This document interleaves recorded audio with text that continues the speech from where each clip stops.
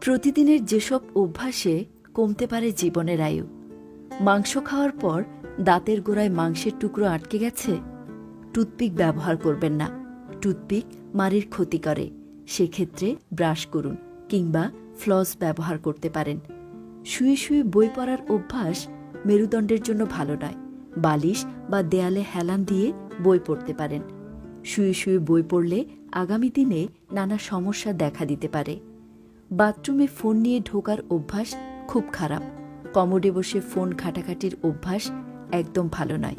এতে ব্যাকটেরিয়া সংক্রমণের আশঙ্কা বেশি এবং রক্তবাহিকাতেও চাপ সৃষ্টি হয়।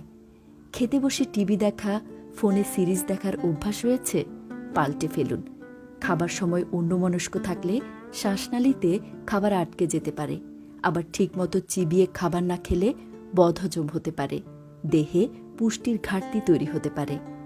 গোসলের সময় গরম পানি ব্যবহার করেন, কিন্তু ভুলেও গরম পানি মাথায় ঢালবেন না। গরম পানি ব্যবহার করলে চুলের মারাত্মক ক্ষতি হয়। এমনকি ত্বকেও খুব বেশি গরম পানি ব্যবহার করবেন না।